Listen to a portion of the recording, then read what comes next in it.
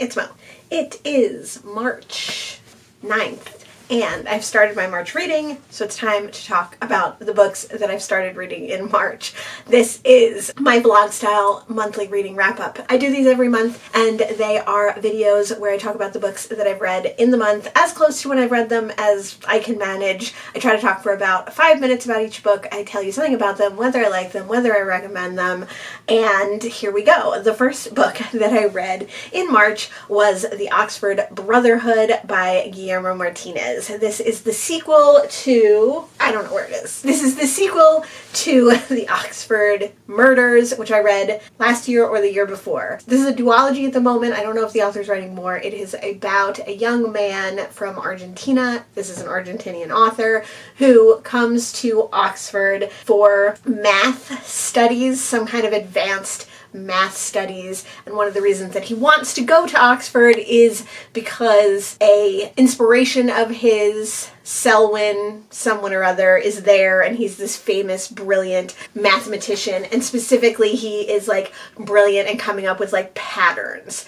So they meet in the first book and a murder occurs and they have to solve the murder, and they use their math skills and their pattern seeing skills to solve the murder. So in the sequel, in the Oxford Brotherhood, our main character, who most people just call G because they can't pronounce his name, Guillermo, is at school and he has other advisors and everything, but he still talks to Selwyn, and something comes up, I forget how it does, but Selwyn lets him in on this secret society, this brotherhood of Oxford teachers and other notable people in the Oxford area that are all wrapped up in the study of Lewis Carroll. So specifically the Alice in Wonderland books, but also like Lewis Carroll's whole life and his whole oeuvre and everything else. So these people have all have an obsession with Lewis Carroll, and they all have studied him and written books on him and everything else. So Selwyn brings Guillermo in to this secret society because there are like papers and different things and mysteries that are coming to light. One of them having to do with a young girl who is a student of one of these people, one of the Brotherhood of this Lewis Carroll obsessed secret society. This young girl has discovered something. This student has discovered something. So our main character gets wrapped up in the undercurrent and the excitement and the intrigue of not only this secret society, but of some murderous intent and crime that happens revolving around the society. And I really enjoy these books. I think they're super fun. They're just the right amount of like British mystery, and then they have some funny tropes that they fall back on that tend to be in British mysteries, which I really like. And obviously they are always like wrapped around kind of British pop culture cult figures like Lewis Carroll. And in the first book, it was like a mathematician who I didn't know, but you can surmise that he is famous in British intellectual circles. They're definitely funny because they poke fun at Guillermo being a foreigner and being a, not mystery, but like an enigma to the Brits, and how his culture and his relationships and his whatever are very different to the Brits, and the Brits are always like kind of weirded out by him and don't quite know how to act and don't quite know how to deal with him being around or being around him, which is pretty funny. And then there's some like, definitely some like male writer tropes of like Guillermo always having multiple women that he's interested in, and he's a young, swarthy Latin American foreign exchange student, so there's a lot of like intrigue and interest with all the ladies in his life about him. But I thought this one was fun. I liked it. I read this one on audio. I read it to finish out the duology, and I'm glad that I did. I had a great time. I would definitely read more by this author, and I would definitely read more in this series. I can't remember who translated this, but I will leave the translator listed down below. The next book that I finished was another one in a series, and that was The Amazing Mrs. Pollifax by Dorothy Gilman. I read the first in the the Mrs. Pollifax series in January, and this is the second. I managed to get all of these between last year and this year, so I'm super excited to work my way through the series. This is fast becoming one of my favorite series. These stories are about Mrs. Pollifax, who is a woman in her 60s or 70s. Her husband has died. Her children have grown up. She's living in an apartment in New Brunswick, New Jersey, and she's pretty depressed in the first book, so her doctor suggests getting out and doing the things that she always wanted to do when she was younger but never could. So Mrs. Pollifax marches right down to Washington, D.C. and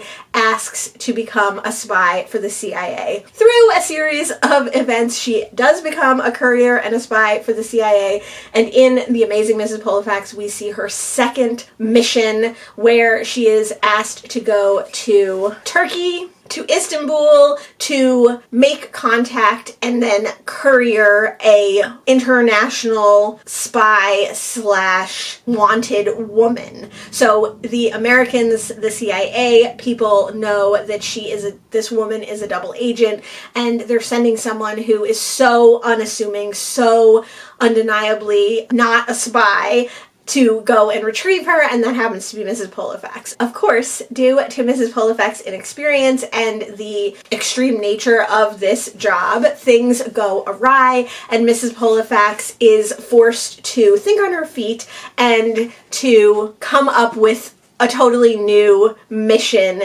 after her initial mission goes wrong. So that seems to be kind of the device of these books, is that Mrs. Pollifax doesn't always play there by the rules, either because she thinks that it's the wrong thing to do or because she's inexperienced, and that leads her to a more dangerous mission, and then through that she uses her smarts and her common sense and her, immaculate womanly knowledge to solve the crime and fulfill the mission, just not in the way that people originally assumed she would.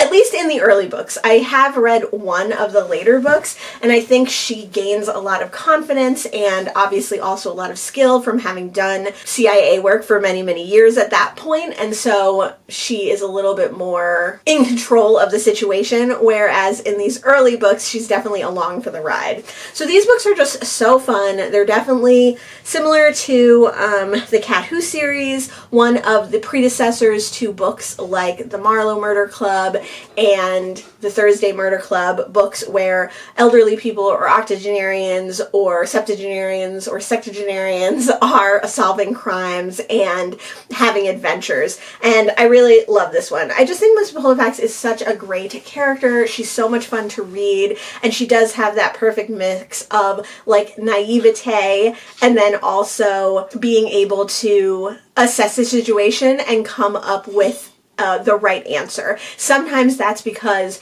she uses her wiles and her wares and her street smart, and sometimes that's because she prioritizes politeness and kindness and certain ways to deal with things, and they're just a joy to read, and I'm so happy to have read another one of these. I've read the first and second one now on audio, and the audio reader is really good, and I really love these books, so I'm probably going to continue to read these. I think there's 12 or 13 in the series, so I have a ways to go. I don't think I'll read one every single month, but I probably will read them over the years in pretty quick succession because they're just so fun. The next book that I finished in March was Small Things Like These. The previous two books I read for March Mystery Madness, which is one of my all-time favorite readathons. Another readathon that I like to participate in March is the Irish Readathon, and what could be more Irish than Small Things Like These? Claire Keegan is an Irish author, and this is an Irish story. Small Things Like These recently was made into a film with Cillian Murphy, and it takes place in Ireland in, I think, the 50s or 60s. It follows Bill Furlong along his wood and coal fuel route. So he owns a fuel company and he delivers all over Northern Ireland, and one of the places he delivers is a convent. While he is at this convent, he sees something that he was not meant to see, and he has to decide what he's going to do about that. So this book is very, very slim. It's only 115 pages. And what I think is interesting is that event, which is the crux of the book and what you hear the most about the book and probably what the movie is most about, really doesn't happen until the middle of the book.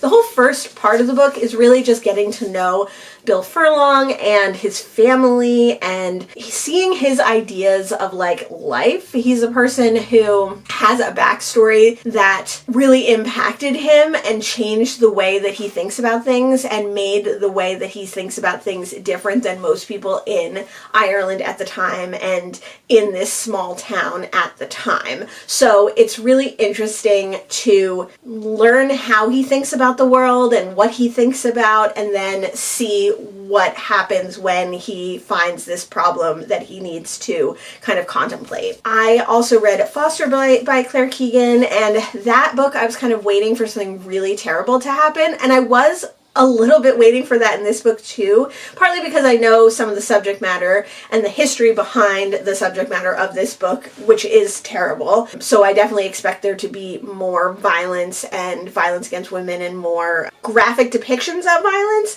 but that's not really what Claire Keegan does. She kind of makes those tough things, those tough topics apparent without being like gory or sensational. So you really get the feel, the visceral, emotional feeling of the subjects in a very sparse passages and in very sparse description of what's going on.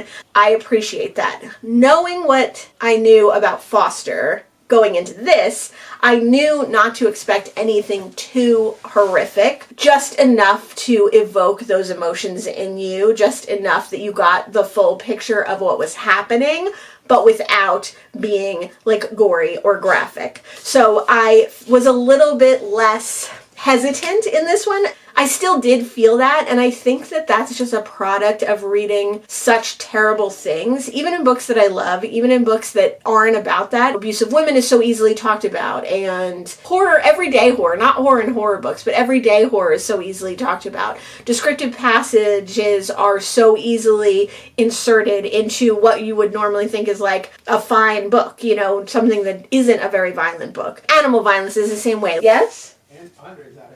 Oh my god, Andre, hold on. I don't know what I'm saying. I really enjoyed it. I look forward to reading more Claire Keegan. I love these little small hardback editions, and I've managed to find them at book sales or little free libraries, so I hope I continue to do so with the rest of her books. The fourth book that I read in March was The Man in Lower 10 by Mary Roberts Rinehart. I read this on audio, and this is Mary Robert Rinehart's second book. I love Mary Robert Rinehart, and I always try to read one of her books a year at least, but also I try to read one during March Mystery Madness. So it's a fun annual event for me. I have a couple of her books now in backlog, but this one I found earlier this year at a used bookstore, and I really enjoyed this one. It's a little bit more like noir than some of her other books. We're following a lawyer who is taking a train to Pittsburgh to deliver some papers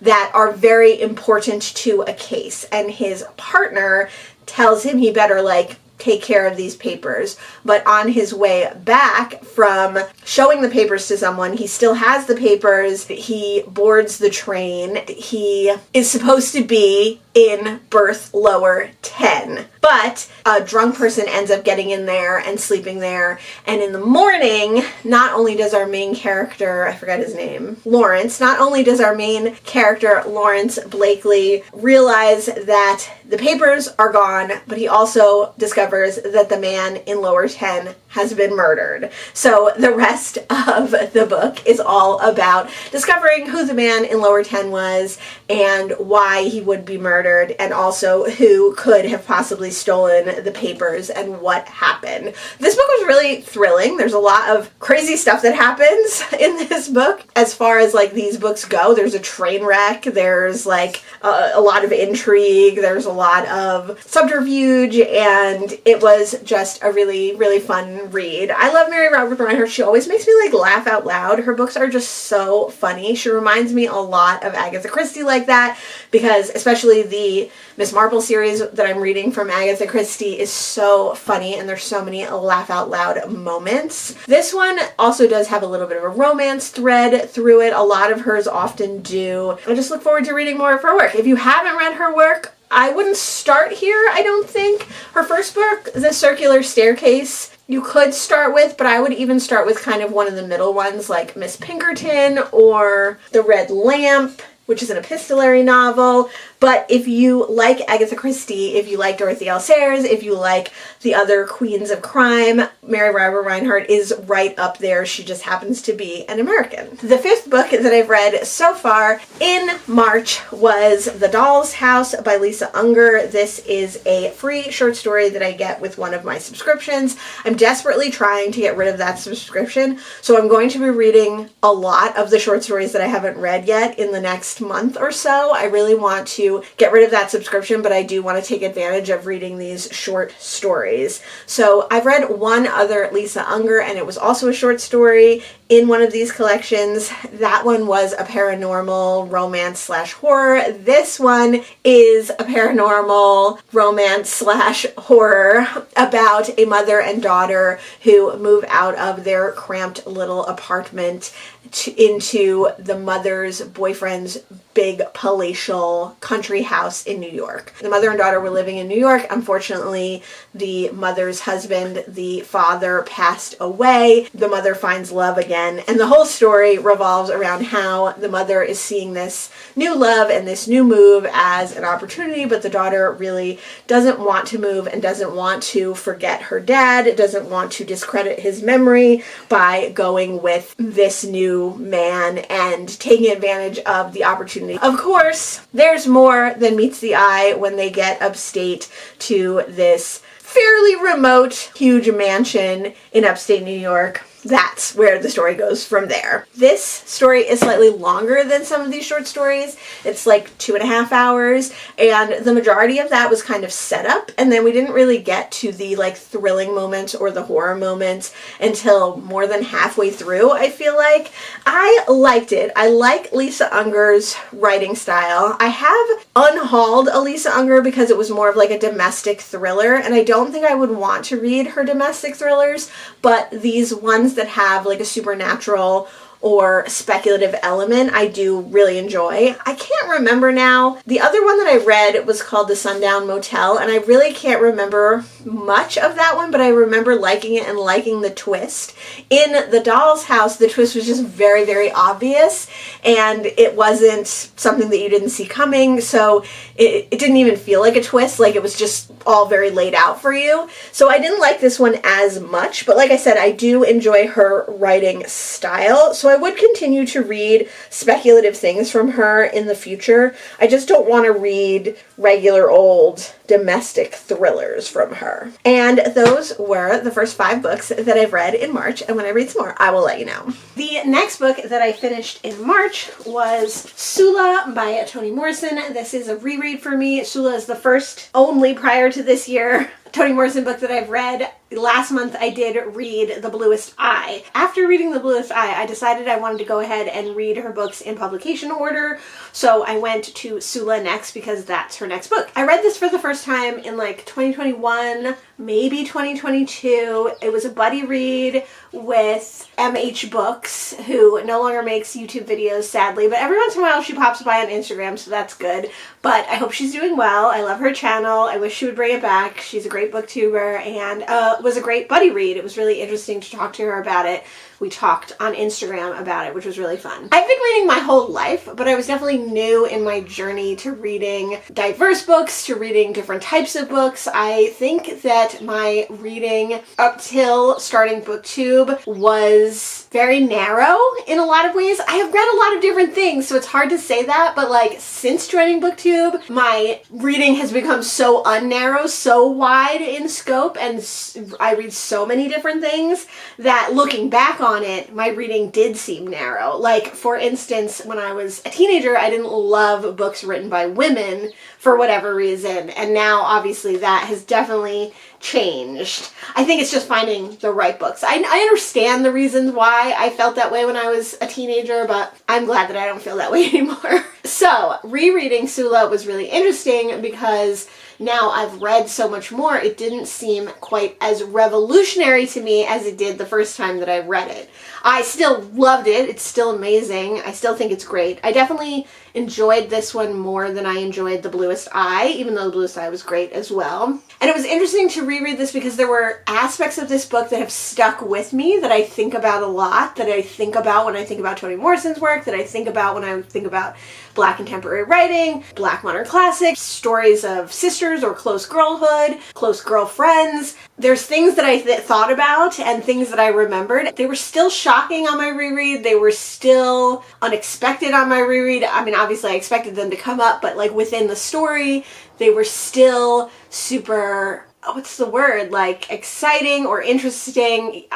All those parts, but they came up in different places in the book than I had remembered. I felt like there was all this buildup, like this huge amount of buildup to the characters and to those particular shocking moments for the characters when I first read this book. But upon reread, like, that happened kind of quickly in this book, and this book is super short. It's like under 200 pages long. So it's interesting how momentous they were in my mind and how they still are in the story, but like how they stuck out so much in my mind. So it was really interesting to reread this. Definitely highly recommend reading it in general, but if you haven't read it in a while, I would suggest rereading it as well. Hi, Editing Mo here, and I realized that I didn't give a description of Sula. So if you have not read Sula by Toni Morrison, this is the coming of age story of two young girls who live in a small town, and they're both dealing with their relationships with their families and the relationship to other people, but the majority of this story is about the relationship between these two young girls and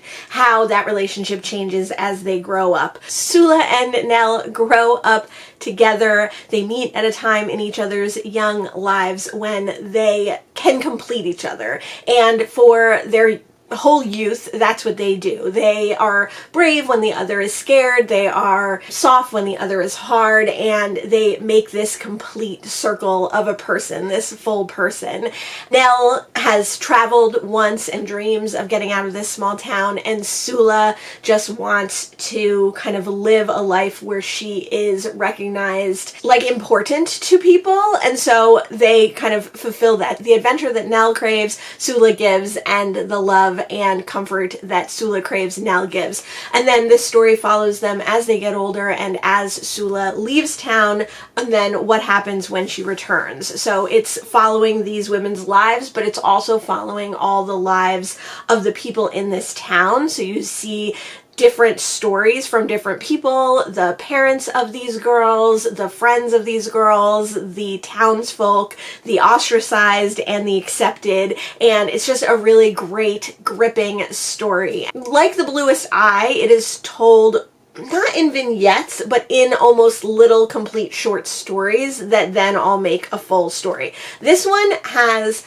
more of a thread through and has more of a storyline plot throughout. You know things are going to come back, whereas I think the literary devices that Toni Morrison uses in The Bluest Eye were almost a way to have that through plot. Sula has that through plot. If you haven't read Sula yet, I highly recommend. And I'm looking forward to reading the next Toni Morrison in publication order, which is Song of Solomon. The next book that I finished in March is Fires to Come by Asha Lemme. Fires to Come is a short story about a young Black girl growing up in Brooklyn, I think, New York, or yeah, I think it's Brooklyn, New York, maybe Queens, maybe Lower Manhattan. I feel like it's like the 30s, 40s, and 50s kind of that we're looking at. She has been adopted by an Italian family, and we quickly find out that this Italian family is part of the mob, and the father of this family is like a dom of some variety in the New York mob. So not only is our main character's life complicated by the fact that she is a Black little girl growing up in a predominantly white Italian neighborhood and area, and she is not necessarily accepted, but it's also complicated by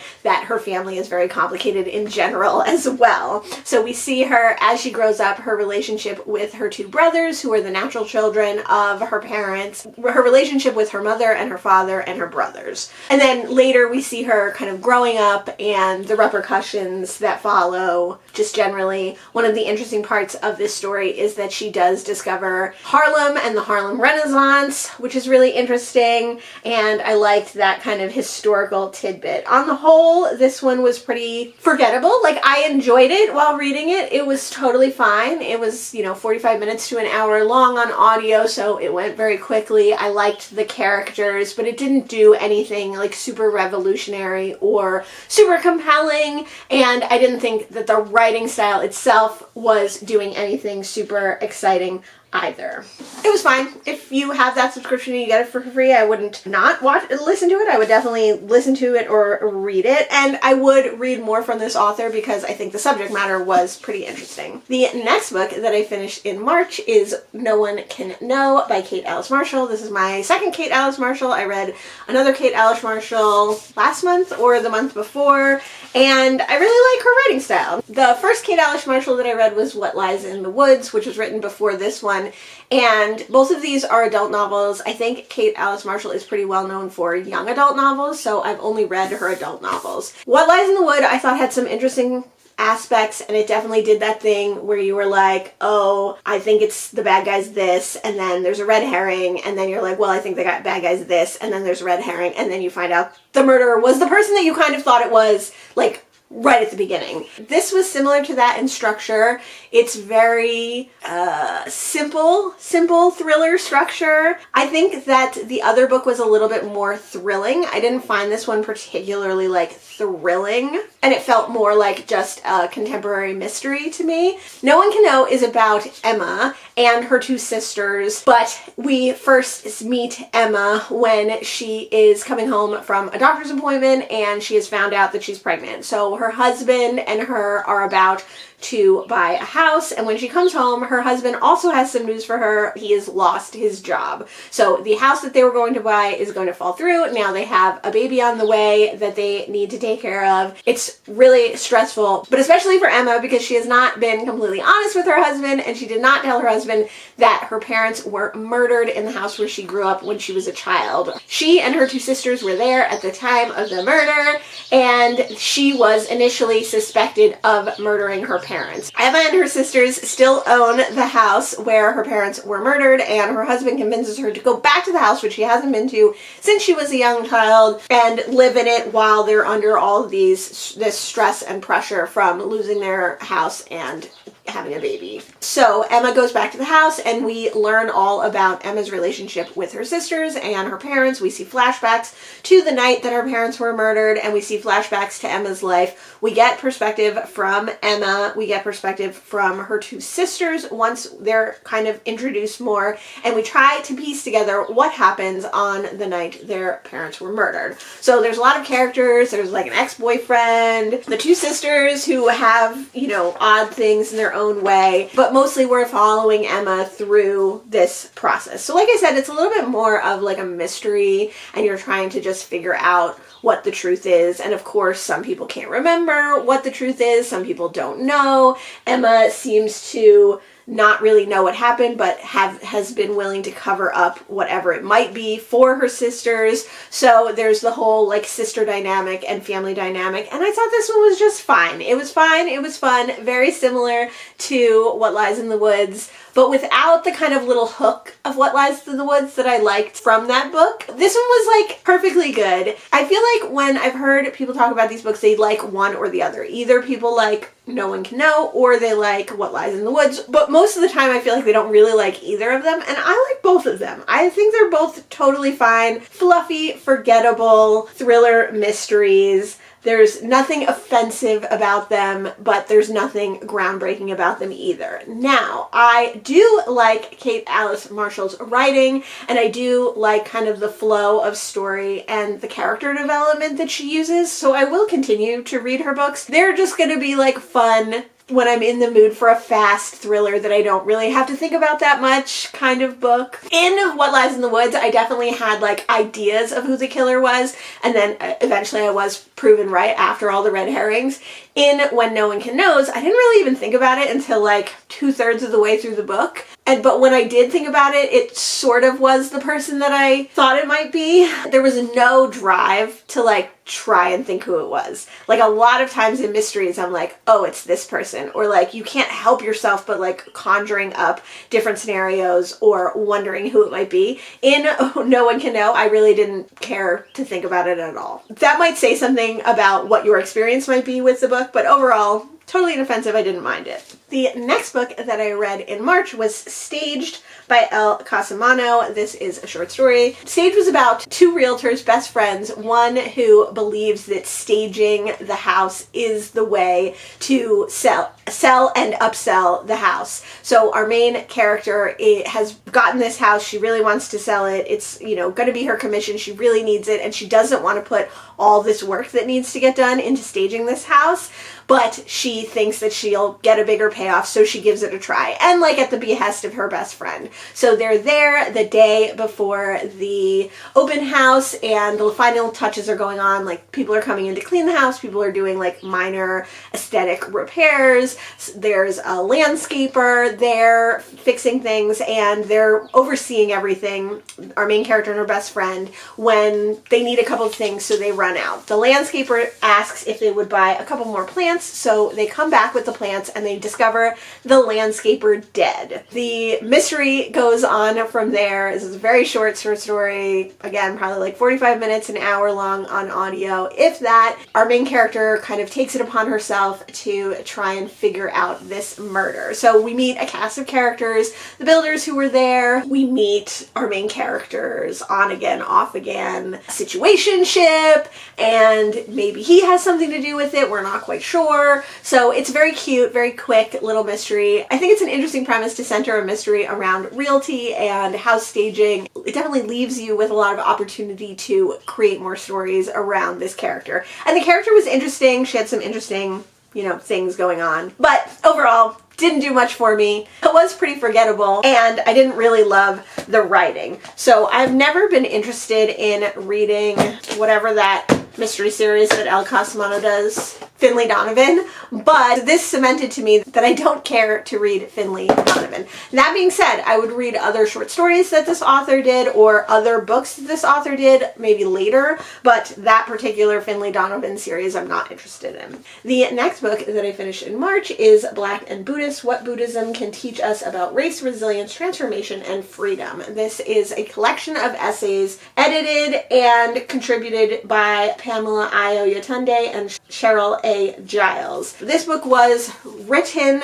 before the George Floyd murder, but published right around that time, so there is a kind of acknowledgement of that American event that happened in the beginning, and then there's a couple of forewords and also a couple of introductions before we get on to 8 essays from 8 different Black Buddhists who talk about their practice in some way. Some of the essays are more about their personal stories, some of them are about Buddhism in general, some of them are about Blackness in general, and all of them kind of are from the lens of being Black and Buddhist, and how these Black Americans came to Buddhism, how they discovered Buddhism, how it's changed their lives. So this book is definitely not a beginner's book necessarily to either Blackness or Buddhism, and this book isn't for me. This book really is for Black audiences. This really is a book for Buddhists. So if you are a Buddhist and you want to know more about the intersectionality with racism, racial injustice, as well as Blackness and Black bodies, this might be for you, or vice versa. If you're a Black person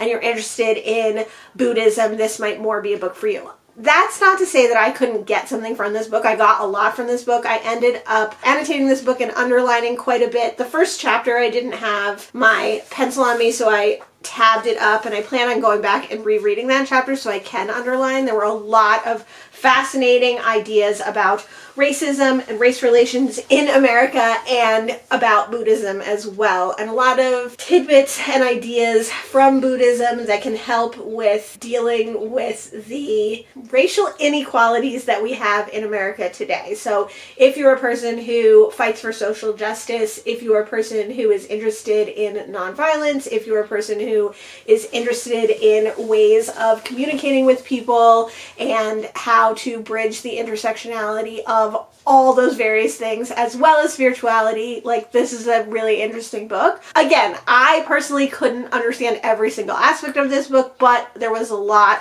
that has stuck with me and that I found very interesting. I read this book for TBR Spin. It's the first January TBR Spin book that I read for 2025. I know we're in March. It took me a long time to get through because I was taking my time with it, but you can see a whole vlog about me reading this book, so I will leave it listed down below. So those were quite a few more books that I read in March, and when I read some more, I will let you know. It is March 24th, and I've read quite a few more books in March. I did finish Lady Takes the Case by Eliza Casey. So this is a cat cozy mystery. It is a historical fiction set in the early 1900s, 1912, about a young American woman who takes a job as a maid for a American socialite who's going across the pond, who's going across the Atlantic to England to marry a young aristocrat over there, kind of to lend her fortune to this young aristocrat so that they don't lose the house. Starts with those two Americans coming to England, but we then quickly transfer our perspective to the aristocratic family who are a little bit down on their luck. They throw a dinner party, and at that dinner party someone is murdered. So the young mistress of this family, Lady Celia Bates, takes it upon herself. She's a young teenager, and she takes it upon herself to kind of investigate this murder that happens at her family estate. While she's doing that, she takes our young maid into her confidence,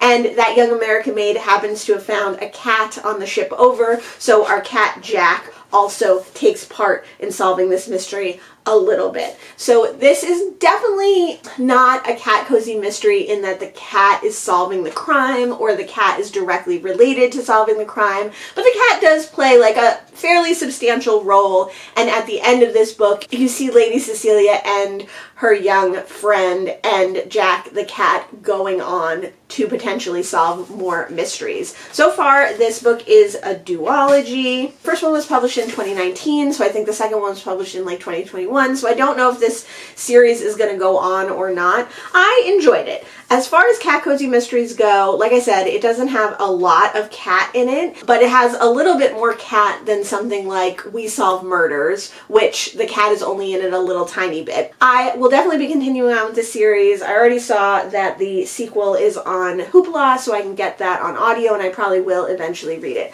I will be doing an entire cat cozy mystery vlog coming up soon, so if you want to check that out and see more of my thoughts on this, it'll come out eventually. If you like historical mysteries that have a cat character in it, I would definitely suggest checking it out. The next book that I read is Undercover by Tamsin Muir. Tamsin Muir is most known for Harrow the Ninth, or Nona the Ninth, or whatever that series of books are, which are very intriguing to me, but I have not found them yet, so I have not picked them up. So this is the first Tamsin Muir that I've read. As we start Undercover, we see a young woman in a seemingly kind of post-apocalyptic future desert area of the US looking for a job. So our main character goes to what appears to be like kind of a mob boss who has like a casino and a dance hall and is looking for a job there. And through our main character getting this job, we learn about the world that we're in, we learn about the future we're in, we learn about the different aspects of this world and of this kind of mob boss woman and how she amassed her fortune, and we learn more about our main character and her main character's skills. I think this is a good one to go into pretty totally blind, and I'm glad that I did, because we are set down in the middle of the world, this futuristic post-apocalyptic world. It takes a little bit to get into. This is one of the longer of those short stories, being over 2 hours, I read these all on audio, so I do read them a little bit quicker than that. Once I got into this story, I really, really liked it. It definitely is a violent story. It has some body horror and some gross aspects to it, but I really, really enjoyed it, and it definitely set me up to want to read more Tamsin Muir. So if you like kind of gruesome post-apocalyptic stories, I would definitely check that one out. It's well worth the 2-hour read. The next book that I read in March was The Appeal by Janice Hallett. This is the first Janice Hallett that I've read, and this is a mixed media mystery set in England in a small town. This is all told in emails and text messages, and it has a framing narrative of two people getting a document with all this information in it, and their kind of mentor saying, like, I need you to look at this case, I need you to see it with fresh eyes and let me know what you think, because I think someone was wrongly imprisoned for this crime. So then we have to read through all these emails and text messages and announcements and various things to even decipher what the crime is. We also see interjections of the two people who are doing this for their mentor, kind of discussing the case and going back and forth and trying to decide like what they think actually happened. This book is very long, over 450 pages, but it's very short because it is mixed media. The mystery itself is about a small town that has a group of performers in it, and it all revolves around them putting on a new play. So we see newcomers to the town, we see the families that live in the town, we see the dynamics of the families, and we lead up to this crime or multiple crimes that happen, and we have to solve it. People love this book. People love Janice Hallett. All of Janice Hallett's books are like this. They're all done in some kind of mixed media, usually in 1 or 2 formats. So I think she has one that's like all instant messages. I think she has one that's all like found documents or whatever. I don't think this was good. I think this was not good. I did not like this. I read it. I read the whole thing. Like I said, it's pretty quick and easy to get through, and I did want to know what the mystery was going to be, but it takes you like half the book to even get to the actual mystery, which I think was way too much lead up for what was going to happen. Obviously, in that time, you had suspicions of what was going to happen, but you didn't actually know.